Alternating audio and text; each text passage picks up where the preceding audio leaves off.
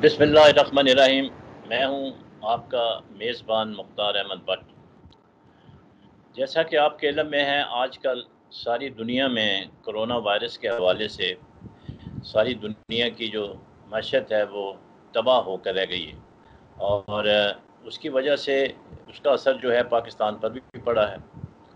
और आहिस्ता आहिस्ता जो लॉकडाउन था उसको कम किया गया है, और कम होने की वजह से कारोबार भी थोड़ा चलना शुरू हुआ है। और पाकिस्तान में भी आपने देखा होगा कि लॉकडाउन जो है वो ख़त्म कर दिया गया है तकरीबन, और कारोबार शुरू करने की इजाज़त दे दी गई।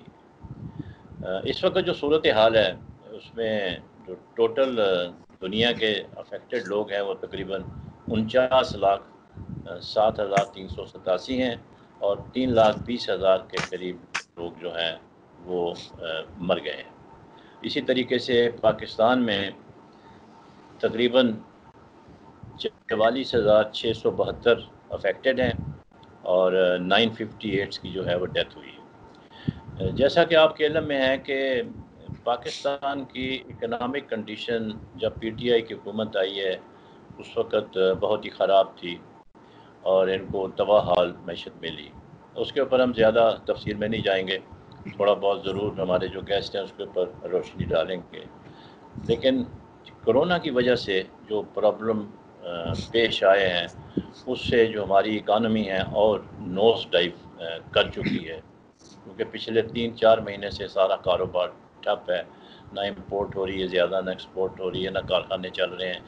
जो कुछ भी हो रहा है वो बहुत स्मॉल स्केल पे हो रहा है। अब 10 जून को हुकूमत ने बजट अनाउंस करना है, और जैसा कि हम सब जानते हैं कि ये बजट जो है ये बड़ा टफ होगा। जो नेगोशिएशन हुई हैं पाकिस्तान की IMF से, तकरीबन $5 ट्रिलियन तक उन्होंने कहा है कि हम करेंगे, और लेकिन पाकिस्तान ने 7 से 9 ट्रिलियन का जो बजट है वो एक्सपेक्टेड है। अब देखना है कि शॉर्टफॉल जो है वो कितना होता है, लेकिन ये है कि पाकिस्तान में एक्सपेक्टेड है कि इस दफ़ा शॉर्टफॉल जो होगा वो तकरीबन 10% होगा। क्योंकि ये मामला सारा इकानमी का है, इसलिए मैं ज़्यादा टाइम नहीं लूँगा, आई एम नॉट एक्सपर्ट। तो मैं कोशिश करूँगा कि हम जो उभरते हुए सवालात हैं जिसका कि इकानमी से डायरेक्ट इम्पेक्ट होगा आने वाले बजट में, और मौजूदा हालात में जो हुकूमत ने 1.2 ट्रिलियन का गरीबों के लिए पैकेज अनाउंस किया है। सर्कुलर डेट के अलहदा मामलात हैं। फ़ॉरेन एक्सचेंज जो है वो भी $18.74 बिलियन है। इन्फ्लेशन 11.5% तो ऑफिशियल है, लेकिन ये ज़्यादा है। एक्सपोर्ट $18.4 बिलियन है, और इंपोर्ट जो है वो $38 बिलियन है। फ़ॉरेन जो डेट्स हैं वो $109 के करीब हैं, और डोमेस्टिक डेट जो हैं वो 22,937 रुपीज़ हैं। तो PCI जो है वो $1561 है, और ग्रोथ रेट जो है -0.38 है। इन तमाम चीज़ों पे हम बात करेंगे, और आने वाले बजट पे अवाम की हालत क्या होगी उस हवाले से हमने आज दावत दी है जनाब डॉक्टर शाहिद हसन सिद्दीकी साहब को। जानी पहचानी शख्सियत है, इकानमिस्ट हैं, और सीनियर जर्नलिस्ट भी हैं, और नॉन फिगर है नेशनली और इंटरनेशनली। ये चेयरमैन है research institute of Islamic banking and finance के लिए। डॉक्टर साहब, आपने हमें अपना वक्त दिया, बहुत बहुत शुक्रिया, वेलकम। कैसे हैं आप? बहुत शुक्रिया आपका। डॉक्टर साहब, मेरा पहला सवाल आपसे ये है कि इस वक्त मुल्क की जो इकानमी की कंडीशन है वो बहुत ही डिप्लीटेड है, और हम कर्ज ले लेकर नोट छाप कर जो गुजारा है वो चला रहे हैं, और ऊपर से अब बजट आने वाला है। तो ये बजट जो है ये एक तूफ़ानी बजट होगा। इससे आप नहीं समझते कि आवाम की जो कमर पहले से झुकी हुई है ये मज़ीद झुक जाएगी? आप कैसे देखते हैं? देखिए, आपने जो अपने इब्तदाई कलमात किए हैं उसमें मईशत की सूरत हाल को बड़ी खूबसूरती से आपने एक्सप्लेन कर दिया है, और उसी से ये रहनुमाई मिलती है کہ حکومت اگلا بجٹ کیا لانا چاہتی ہے، مگر اگر آپ یہ اجازت دیں تو پہلے میں آپ کو یہ بتاؤں کہ یہ بجٹ ایک ایسے موقع پر آ رہا ہے کہ جب فروری ہمارا 2020 تھا، یعنی کرونا وائرس سے کچھ دن پہلے، تو جو فروری 2020 کے ہمارے اعداد و شمار ہیں، اگر اس میں آپ trade deficit, current account deficit اور ریمیٹنسز کو نکال دیں تو بیشتر دوسرے جو اشاریے ہیں وہ اس سے خراب تھے جو جون 2018 کو ورثے میں ملے تھے. یعنی اس وقت گروتھ ریٹ جو تھی 5.5 تھا، وہ اب 3.3 پر آ گیا تھا لاسٹ ایئر، اس وقت 2.4 پہ جا رہے تھے. قرضوں کا بھی آپ نے خود بتایا کہ حیرت انگیز تیز رفتاری سے بڑھے، بچتوں کی شرح گر گئی، ٹیکسوں کی وصولی گر گئی اور بجٹ خسارہ بڑھ گیا. یہ سب کیا تھا؟ فروری 2020 جب کرونا نہیں آیا تھا. اس کے بعد تو ظاہر ہے کہ ساری دنیا کی معیشتوں کو جھٹکا لگا، ہماری معیشت کو بھی جھٹکا لگا، اور کوئی تعجب کی بات نہیں. اور حکومت نے ایک 1200 ارب روپے کا ایک پیکج بھی دیا، لیکن اس کا ایک بڑا حصہ جو ہے وہ ریچ اینڈ پاورفل کو چلا گیا. عوام کو اتنا بہت تھوڑا سا گیا اس کا چھوٹا حصہ، اس میں کسی کو کوئی شبہ نہیں ہے. ایک اور بھی میں وضاحت کر دوں کہ یہ 1200 ارب کا پیکج نہیں تھا، اس لیے کہ جو آپ قرضے بینک دے رہے ہیں وہ تو یوزول چیز ہے، تو اس کو آپ اس میں کیوں لا رہے ہیں؟ یا جو پہلے انکم ٹیکس ریفنڈ تھے، ریفنڈ دینے تھے ایکسپورٹ کے، وہ تو آپ کی پہلے سے لائبلٹی تھی. تو بنیادی چیز یہ ہے کہ یہ کورونائی بجٹ ہے، ہوگا، لیکن اس میں اب ہمیں یہ سمجھنا ہے کہ پہلے تو جون سے پہلے میں یہ چاہتا ہوں کہ آپ نے جیسے کہا لوگوں کی بے روزگار ہو گئے، تکالیف بڑھ گئیں، میں یہ چاہتا ہوں کہ اگر 300-400 ارب روپے کے حکومت اسٹیٹ بینک نوٹ چھاپ لے اور یہ پیسے صرف ان لوگوں کو دیے جائیں جو بے روزگار ہو گئے، جو غریب ہو گئے ہیں، جن کے گھر میں راشن نہیں ہے، جو ڈیلی ویجز افیکٹ ہوئے ہیں، ان کو یہ آپ تقسیم کر دیں شفاف طریقے سے، تاکہ لوگوں، ہمارا مقصد پہلا زندگیاں بچائیں، زندگیاں بچائیں، یہ پہلا. ڈاکٹر صاحب دوسرا، اس میں آپ سے ایک جی جی ساتھ ہی چھوٹا سا سوال کرنا چاہوں گا. وہ یہ ہے کہ آپ نے کہا کہ یہ 300 ارب کے نوٹ چھاپ لیں اور یہ غریبوں میں بانٹ دیں. اصل میں جو سب سے بڑا مسئلہ ہے وہ ٹرانسپیرنسی کا ہے. آپ نے دیکھا ہوگا بے نظیر انکم سپورٹ پروگرام میں گریڈ 19-20 کے افسر اور ان کی بیگمات پیسے وصول کرتی رہی.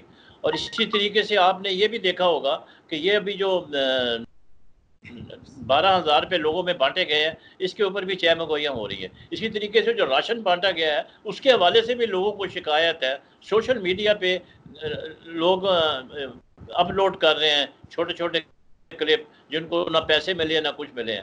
تو ٹائیگر فورس بھی وجود میں آ چکی ہے. تو مطلب یہ ہے کہ بے شک آئی ایگری ود یو کہ نوٹ چھاپ کے غریبوں کو دینا چاہیے، لیکن بات یہ ہے کہ اگر یہ پیسہ جو ہم چھاپ رہے ہیں یا پیسہ ہم جو دینا چاہتے ہیں، اگر وہ صحیح معنوں میں کسی غریب کے پاس نہیں پہنچتا تو this exercise is in futile.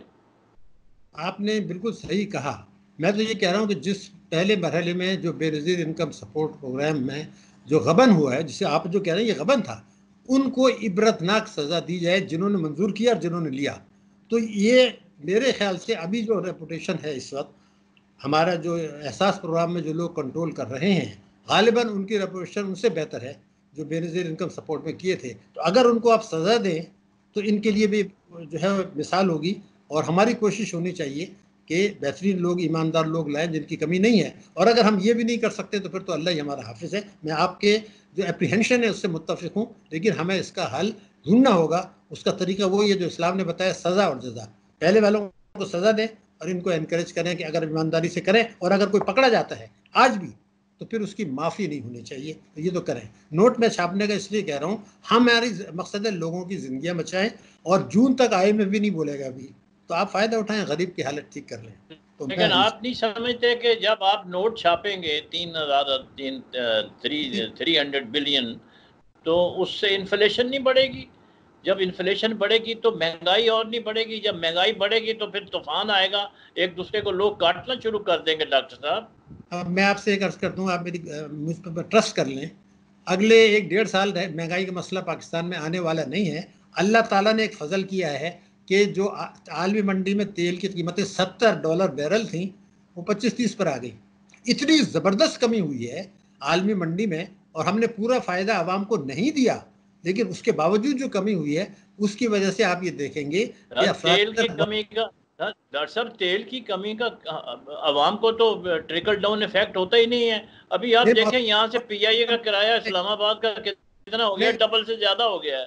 میں آپ سے عرض کروں، دیکھیے بات یہ تھی کہ آپ نے جب پیٹرولیم مصنوعات کی قیمتیں گرائیں تو ٹرانسپورٹ کے کرائے آگے، ریل کے کرائے آپ دیکھیں گے، دالیں سبزیاں گوشت یہ ساری چیزیں نیچے جائیں گی۔ ایک اور بڑی چیز ہوئی ہے جو میں آپ کو بتا دوں، چونکہ آپ کا سوال بڑا عام ہے، ہمارا جو انٹرسٹ ریٹ تھا فروری میں وہ 13.25 تھا، یہ ابھی ابھی 9 ہے، 8% پر آ گیا نا، ابھی 8%، ہاں اب آپ 1% اور یہ کم مطلب کیا، یہ ہے جی ہاں بالکل۔ اس کی وجہ سے قرضوں پر سود جو ہے کم ہوگا، اور جو ہے اب ان دو چیزوں سے مہنگائی میں کمی آنی ہے، تو اگلے 1-1.5 سال تک پاکستان میں اللہ کے فضل سے جو ہے مہنگائی کا مسئلہ نہیں ہوگا، غربت کا ہو سکتا ہے، بے روزگاری کا ہو سکتا ہے، احساس محرومی کا ہو سکتا ہے، مگر فی الحال ہمارے ملک میں ان حالات کی وجہ سے میرے حساب سے، اب میں پوری ذمہ داری سے کہہ رہا ہوں، مہنگائی نیچے جائے گی۔ اب اگر لوگ منافع خوری کریں، ذخیرہ اندوزی کریں، اسمگلنگ کریں، یہ تو پھر حکومت کا کام ہے۔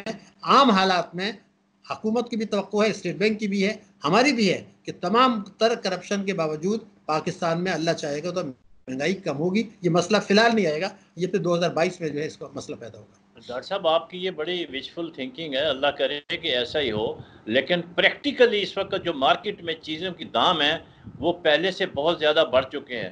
یہ تو ہاؤس وائف سے اگر آپ کسی رمضان گزرنے دیجیے، رمضان میں جو لوگ روزے رکھتے ہیں ان کی کنزمپشن بہت بڑھا دیتے ہیں۔ آپ دیکھیے سر تجربہ تو عید کے بعد یہی کہتا ہے کہ جب ایک دفعہ سر آپ اس کو ڈاکٹر لکھ لیں، صاحب میری گزارش ہے لکھ لیں، اور عید کے بعد آپ پھر ہم کسی موقع پر ڈسکس کریں گے کہ آپ دیکھیں گے جائے گی، اب اس کو کوئی روک نہیں سکتا، مہنگائی نے نیچے جانا ہے۔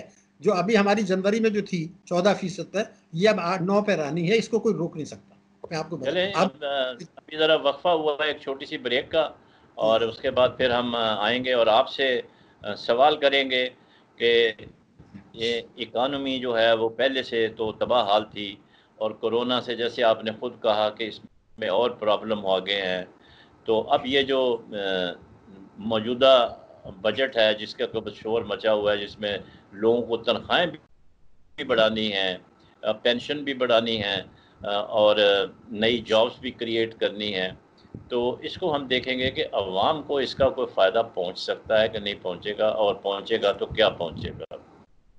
سو لیٹس ہیو بریک۔